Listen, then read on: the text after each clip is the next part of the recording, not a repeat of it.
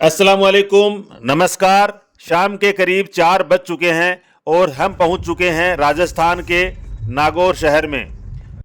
सूफी संत हज़रत हमीदुद्दीन नागौरी रहमतुल्लाह की दरगाह नागौर को नागौर शरीफ का लक़ब प्रदान करती हैं। यहाँ लोहारपुरा स्थित मोहम्मद इस्माइल साहब के घर पहुँच रहे हैं। इस वीडियो में हम जानेंगे कि कैसे 8 बाई 8 के कमरे में अपने परिवार के साथ रहकर और अपने अम्मी की सिलाई मशीन वाली टेबल पर स्टडी करके एक लड़का गवर्नमेंट मेडिकल कॉलेज तेलंगाना पहुंचता है। फ्रेंड्स, ये वीडियो बेहद अहम है, आप बने रहिए हमारे साथ। मैं सो जाती, फिर उसका टेबल उसका हो जाता था। दिन में टेबल मेरा रहता, रात को इसका होता था। यहीं पे पढ़ता था ये। बहुत क्यूट सा बच्चा है और न्यूरोलॉजिस्ट बनेगा ये। इस वीडियो में आपको पता चलेगा आगे। अमूमन फादर का प्रोफेशन भी हम पूछ लेते हैं, लेकिन शुरू में जब हम यहाँ आए थे बिना पूछे इन्होंने बताया कि ये मेरा काम है। मतलब पुश्तैनी काम है, समझ लो हमारा ये। अब लास्ट पीढ़ी में मैं बच्चा हूँ काम करने के लिए। अब इसके बाद में मैं लड़का जो है वो डॉक्टर बन रहा है। इसके बाद में कोई नहीं है हमारे घर से। बहुत बार हम सोचते हैं कि अभावों में सपने नहीं पलते हैं या अभावों में पढ़ाई कैसे हो सकती है। आज आपको एक ऐसा उदाहरण आपके सामने मैं प्रस्तुत करूँगा। इस वीडियो में हम जानेंगे कि अगर मजबूत इरादे हो तो इंसान कुछ भी कर सकता है। नागौर के एक बेटे की कहानी, किस तरह से अभावों में पलते हुए एक बच्चा डॉक्टर बन रहा है, इसकी जीती जागती मिसाल आपको इस वीडियो में देखने को मिलेगी। ये गली यहाँ से शुरू हो गई। जुबेर जो भावी डॉक्टर है, MBBS स्टूडेंट है, गवर्नमेंट मेडिकल कॉलेज से MBBS कर रहा है, उसके घर हम पहुँच रहे हैं। तंग गलियों से होते हुए नागौर के भावी न्यूरोलॉजिस्ट, जिस तरह का सपना है मोहम्मद जुबेर का, उनके घर पहुंच रहे हैं। आप बने रहिए हमारे साथ।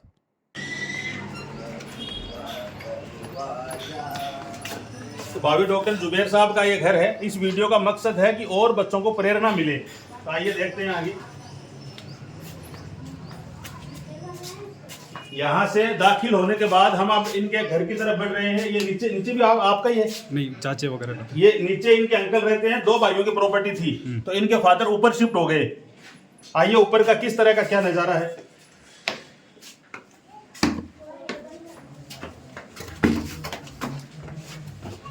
आ जाओ।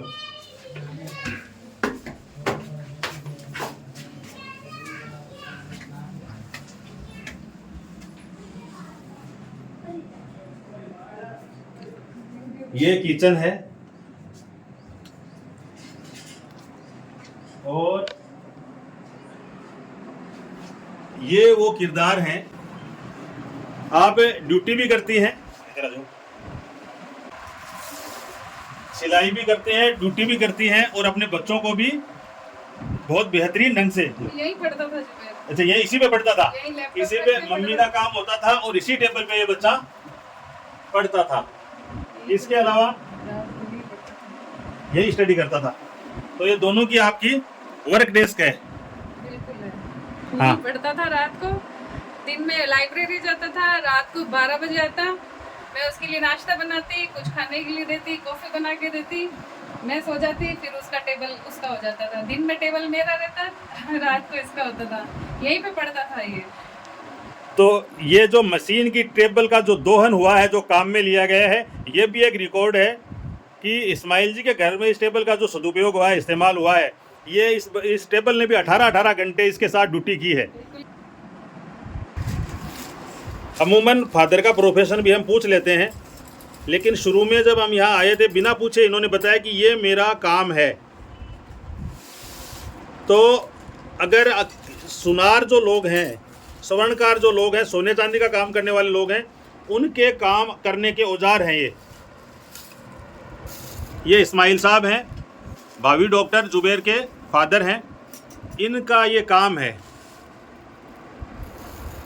तो अभी हमने 1-2 सोनी बंधुओं से बात की, तो उन्होंने उनको ये दिखाई, तो उन्होंने कहा आप नागौर में हैं शायद। तो नागौर इन औजारों के लिए ही फेमस है। तो पीढ़ियों से आप दोनों भाई यही काम करते हैं? मतलब पुश्तैनी काम है, समझ लो हमारा ये। अब लास्ट पीढ़ी में मैं बच्चा हूँ काम करने के लिए। अब इसके बाद में मैं लड़का जो है वो डॉक्टर बन रहा है। इसके बाद में कोई नहीं है हमारे घर से। नहीं बनाना चाहते। और नहीं बनाना चाहते हैं। काम बिल्कुल खत्म हो गया है। काम खत्म हो सिर्फ- गया है। इन कामों में बहुत मेहनत है और जो पैसा मिलना चाहिए वैसा मिलता नहीं है। क्योंकि यूजर बहुत कम है, बहुत लिमिटेड लोग क्योंकि इस्तेमाल की चीज है ये। बिल्कुल बिल्कुल बहुत मेहनती काम है ये।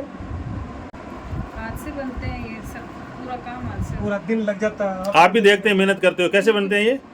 सुबह से रात हो जाती है, रात के 10 बजे तक काम करते रहते हैं, फिर भी वो वाली इनकम नहीं है जो होनी चाहिए।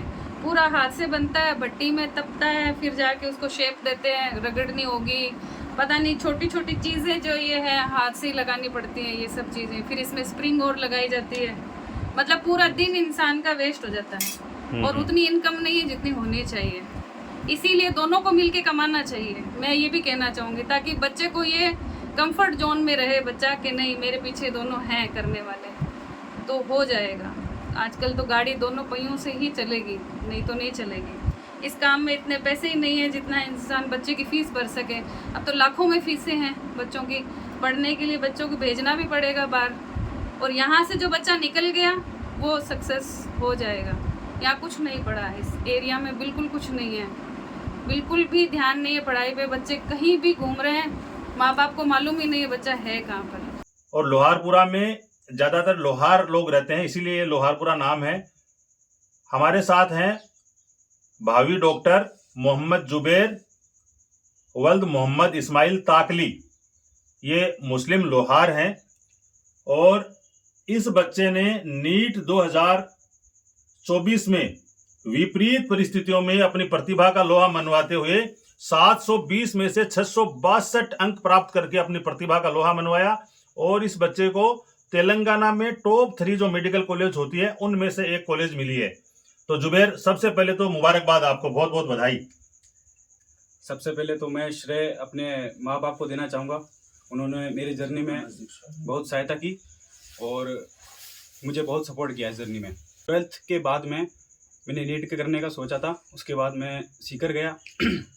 सीकर में मैंने CLC कोचिंग ज्वाइन की और वहाँ पे मैं कायम हॉस्टल में वहीं पे पढ़ा।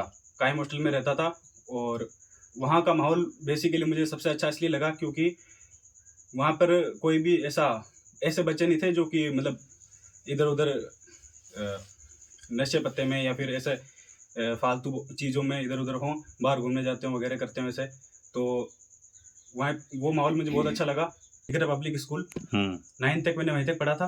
फिर 10th में 10th 11th 12th मैंने सेठ किशन लाल कांगड़िया स्कूल से वहीं से की थी, गवर्नमेंट स्कूल से। गवर्नमेंट स्कूल से। मेरी है काकतिया मेडिकल कॉलेज वारंगल में, जो कि तेलंगाना में है, और तेलंगाना की वो टॉप 3 मेडिकल कॉलेजेस है। ठीक है, वहाँ सब ठीक चल रहा है, आ रहा है समझ में सब कुछ? वहाँ पर बहुत अच्छा माहौल है। कॉलेज भी काफ़ी पुरानी है, टीचर्स फैकल्टी बहुत अच्छे हैं। 1959 का वो इस्टेब्लिश है उस कॉलेज का, तो प्रोफेसर वगैरह काफ़ी अच्छे टॉप कॉलेज मतलब टॉप प्रोफेसर हैं वहाँ के। और प्रैक्टिकल्स में और वो टॉप ब्रांचेस वहाँ पे अवेलेबल है। और उस कॉलेज से 10 गवर्नमेंट हॉस्पिटल अटैच्ड है साथ में। जी, मुझे बहुत फक्र है इस चीज़ का कि मेरा बच्चा एक डॉक्टर बनने जा रहा है। और मैं आप सभी से भी यही कहना चाहती हूँ, जो भी मुझे सुन रहे हैं, मैं उन सभी से भी यही कहना चाहती हूँ कि अपने बच्चों को पीछे मत रहने दीजिए। पैसों की वजह से या घर के माहौल की वजह से बच्चों को पीछे मत रहने दीजिए, उन्हें मोटिवेट कीजिए। मेरे बच्चे का भी एक बार में सिलेक्शन नहीं हुआ था, तो मैंने उसको क्लियरली बोला था, बेटा कुछ भी हो, गिव अप नहीं करना है तुम्हें। अगर कुछ भी लाइफ में प्रॉब्लम्स आती हैं, ऊपर नीचे होता रहता है, लेकिन बच्चों को कभी भी डीमोटिवेट ना करें और घर का माहौल इतना अच्छा रखें कि बच्चा बिल्कुल फ्रेश मूड में रहे और पढ़ाई पे अच्छे से कंसंट्रेट करे। और बच्चे के सामने कम से कम ये चीज़ तो कभी ना लाएं कि बेटा घर में पैसे नहीं है। इस चीज़ को लेके भी बच्चा डीमोटिवेट हो जाता है। बच्चे को मोटिवेट करने के लिए आप कहें कि बेटा तू पढ़, हम तेरे पीछे हैं, हम तेरे साथ खड़े हैं, कुछ भी हो जाए, कोई भी परेशानी हो हमसे शेयर करो, छुपाना नहीं है किसी चीज़ को और आगे बढ़ो। क्योंकि माँ बाप और गुरुजन 2 ही चीज़ ऐसी हैं जो आपके कामयाब होने पर आप फक्र महसूस करेंगे, खुद को उनको आपसे ज़्यादा खुशी होती है। तो मैं आप सभी पेरेंट्स से भी यही कहना चाहूँगी कि पेरेंटिंग पे बहुत अच्छे से ध्यान दीजिए। बच्चा कामयाब होगा आपकी वजह से ही होगा। एक्चुअल में ये जब नर्सरी में था तब से उसी स्कूल में था जहाँ मैं पढ़ाती थी। तो मेरी नज़रों के सामने ही ये पढ़ा है, तो मुझे इसकी हर एक रिपोर्ट के बारे में सब कुछ मालूम था। पर उस स्कूल को छोड़ने के बाद में भी इसने अपनी पढ़ाई से पीछे नहीं हटा। और मेरी एक मतलब अंदर की एक ख्वाहिश थी जो शायद मैंने किसी को कहा भी नहीं।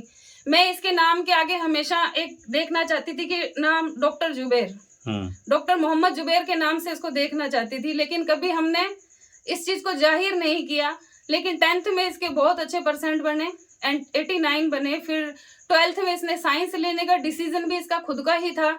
मैंने इसको क्लियर बोला था, कोई भी सब्जेक्ट लो, तुम्हारे पर छोड़ रखा है, आप फ्री हो इस चीज़ को लेकर के आपको कौन सा सब्जेक्ट लेना है। कोई बाउंडेशन नहीं है, कोई प्रेशर नहीं है, आपके कितने भी परसेंटेज बनते हैं हमें उसमें हम सहमत हैं। अब जब इसके 90% बने और वहाँ पे एक सर थे इनके जहाँ पे ये कोचिंग करता था, फिजिक्स के सर थे, बहुत अच्छे सर हैं जिन्होंने इसको गाइड किया। और हम लोग तो शायद नीट के बारे में जानते भी नहीं थे, उन लोगों ने ही इनको बताया।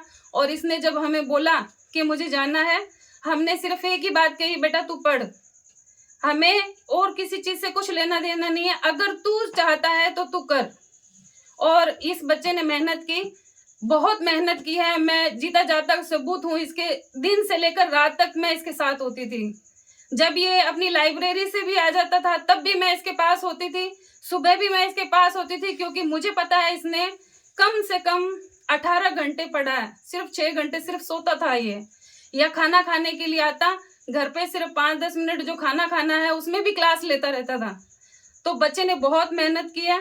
और बच्चा मेहनत तभी करता है जब उसको पूरा सपोर्ट मिलता है घर वालों की तरफ से। माइंड सेट ऐसा होना चाहिए कि मुझे बस ये ही करना है। दिमाग में 2 चीज़ें कभी नहीं घूमनी चाहिए कि ये नहीं करें तो वो कर लेंगे। एक ही गोल रखना चाहिए। और मुश्किलें सबके सामने आती हैं, कोई भी इंसान ऐसा नहीं है जिसने बहुत सारी तरक्की ले ली है और उसके सामने कोई मुश्किलें ना आई हो, ऐसा तो कोई इंसान होगा ही नहीं।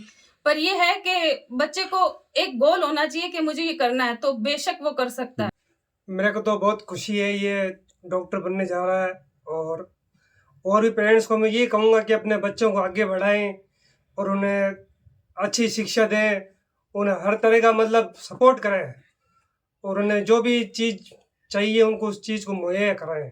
मतलब ऐसा लगता था ये कुछ ना कुछ मतलब बनेगा, लेकिन ऐसा कभी कुछ नहीं सोचा कि भाई ये इस लाइन में जाएगा या पुश्तैनी काम करेगा।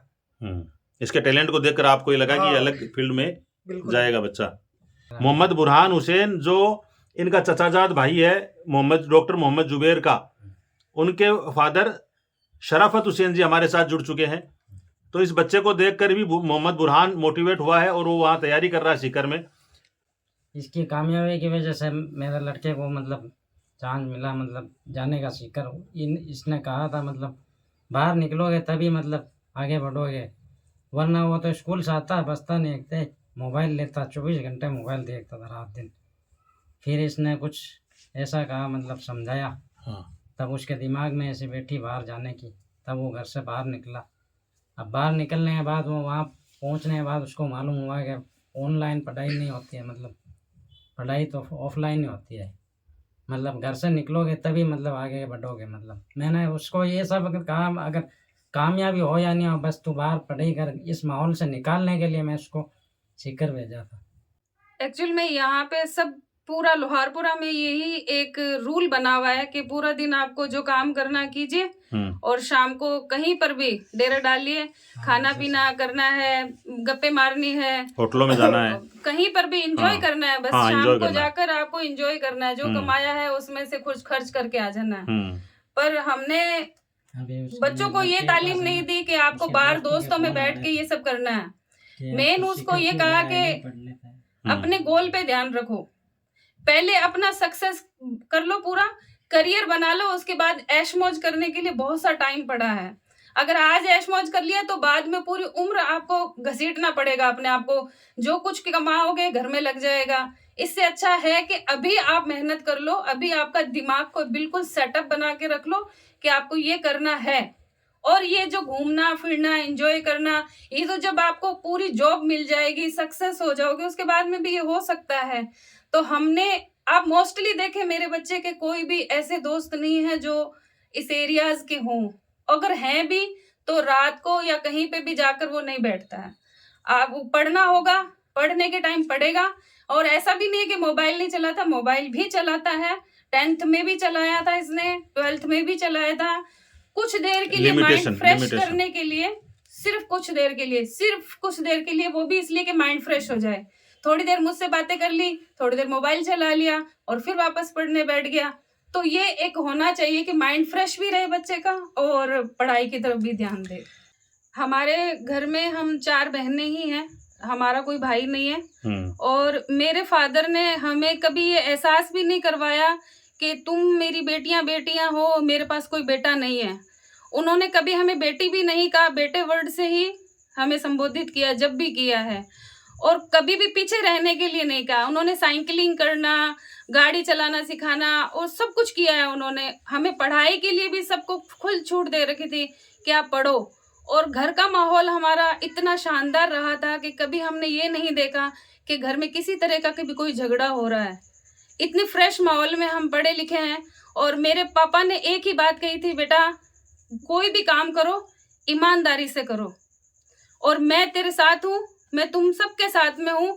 तुम आगे बढ़ना चाहते हो बढ़ो, पढ़ना चाहते हो पढ़ो, लेकिन अपना एक दायरा बना के रखो। वो चीज़ हमें वहीं से मिली है। मोहम्मद ज़ुबैर जो अब डॉक्टर मोहम्मद ज़ुबैर होने जा रहा है, इस जैसे बच्चों की कामयाबी ही कायम हॉस्टल की कमाई है। पिछले 3-3.5 साल से कायम हॉस्टल चल रही है। इन जैसे बच्चों ने, एक बिल्कुल साधारण घर के बच्चों ने जो मुकाम हासिल कायम हॉस्टल में रहकर पाया है, वो ही हमारी असली कमाई है। वो ही अपने समाज के लिए मील का पत्थर साबित हो रही है। बड़ी खुशी होती है ऐसे बच्चों की कामयाबी की तरफ हम देखते हैं। तब बाकी जो जिन घरों में पहले से डॉक्टर हैं, इंजीनियर हैं, उन घरों के बच्चों के लिए इस मुकाम पे पहुंचना कोई बड़ी बात नहीं है। लेकिन एक साधारण घर से और अपनी माँ की मेहनत के बल के ऊपर सरकारी स्कूल में 10th और 12th करते हुए जब बच्चा डॉक्टर बनता है तो बड़ी खुशी की बात होती है। निश्चित ही आज सारे के सारे शब्द खत्म हैं कि कहाँ से शुरू करें, कहाँ से आगाज़ करें और कहाँ से बात को ख़त्म करें। कि शुरू से मैं मतलब पढ़ाई में अच्छा था, स्कूल में अच्छी मेरी एजुकेशन हुई थी। तो स्कूल के टाइम से ही मैं मतलब क्लास में टॉप करना, टॉप 3 टॉप 2 में ऐसे आना वैसा था। तो फिर बाद में 10th के बाद में 12th पढ़ी। फिर बाद में मुझे ऐसा कभी नहीं लगा, इस काम में तो मैंने कभी नहीं सोचा था कि इसमें जाऊंगा मैं। पुश्तैनी काम है ये, इस काम में कुछ जाने से कोई मतलब नहीं। करना है तो कुछ बड़ा करूंगा, कुछ अच्छा एग्ज़ाम क्लियर करना, कोई कॉम्पिटिटिव एग्ज़ाम देना, इस बारे में सोचा था। फिर बाद में जब बायो ली थी 12th के लास्ट में, तब मैंने डिसाइड किया कि नीट का एग्ज़ाम मैं दूंगा और इसी एग्ज़ाम की तैयारी करूंगा। अब प्रोसेस चल रही है, आपकी MBBS डिग्री हो जाएगी जी। उसके आगे का सोचा आपने? जी, आगे का मैंने सोचा नीट PG में करने का, न्यूरो ब्रांच का सोचा था मैंने। उसमें मैं नीट PG का एग्ज़ाम दूंगा, उसके 4th ईयर या फिर इंटर्नशिप के साथ ही उसकी तैयारी स्टार्ट करूंगा। उसके बाद में मैं नीट PG में आगे न्यूरो ब्रांच में करने का सोचा है।